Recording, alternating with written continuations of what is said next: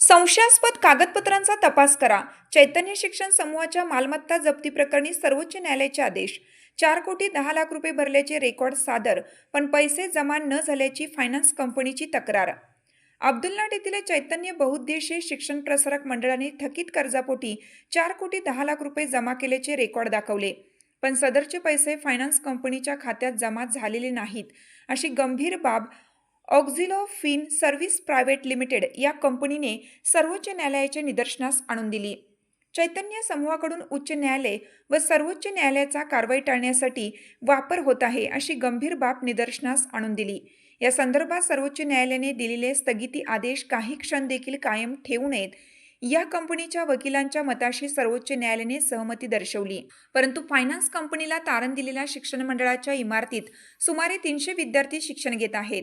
त्यांच्या हिताचा विचार करून तातडीने स्थगिती उठवण्यास न्यायालयाने नकार दिला. चैतन्य शिक्षण प्रसारक मंडळाने 15 दिवसात पैसे अदा केल्यासंदर्भातील सर्व तपशील प्रतिज्ञापत्राद्वारे न्यायालयात सादर करावा, असे आदेशही दिले. यावर आता 23 सप्टेंबर 2025 रोजी पुढील सुनावणी होणार आहे. चैतन्य बहुउद्देशीय शिक्षण प्रसारक मंडळाने सर्वोच्च न्यायालयात पैसे भरण्याबाबत हमी दिली होती. त्यामुळे शिक्षण मंडळाची मालमत्ता ताब्यात घेण्याच्या कारवाईला सर्वोच्च न्यायालयाने स्थगिती दिली होती. सदरचा स्थगिती आदेश मागे घ्यावा, अशी याचिका ऑक्झिलो फिन सर्व्हिस प्रायव्हेट लिमिटेड या कंपनीने सर्वोच्च न्यायालयात केली आहे.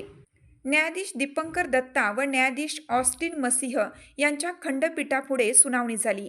चैतन्य शिक्षण मंडळाने 3 जुलै 2025 रोजी 2 व्यवहाराद्वारे 2 कोटी व 2 कोटी 10 लाख असे 4,10,00,000 रुपये कंपनीच्या बँक खात्यात पाठवल्याचा दावा करून ट्रान्झॅक्शन ID नमूद केला आहे, पण सदरचे पैसे फायनान्स कंपनीच्या खात्यावर जमा झाले नाहीत, अशी वस्तुस्थिती कंपनीच्या वकिलांनी निदर्शनास आणून देताच खंडपीठाने शिक्षण मंडळाचे सर्वेसर्वा दशरथ काळे व शरद काळे यांना 15 दिवसात प्रतिज्ञापत्र सादर करण्याचे आदेश दिले.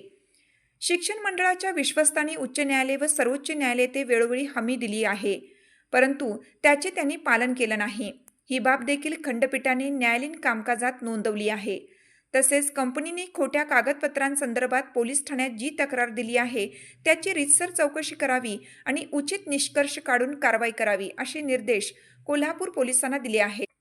चैतन्य शिक्षण मंडळाने यापुढे नवीन विद्यार्थ्यांना प्रवेश देऊ नयेत व न्यायालयाने या संदर्भात दिलेल्या आदेशाची प्रत शाळेच्या नोटीस बोर्डावर लावून विद्यार्थी व पालकांच्या निदर्शनास आणून द्यावी, असे निर्देश जिल्हा शिक्षण अधिकाऱ्यांना दिले आहेत. तसेच या विद्यार्थ्यांना परिसरातील कोणत्या शाळांमध्ये सामावून घेणं शक्य आहे का, या संदर्भात 1 महिन्यात महाराष्ट्र सरकारचे निर्देश घेण्याची सूचना राज्य सरकारच्या वकिलांना केली. त्यामुळे या शिक्षण मंडळाच्या विद्यार्थ्यांचे भवितव्य टांगणीला लागले आहे.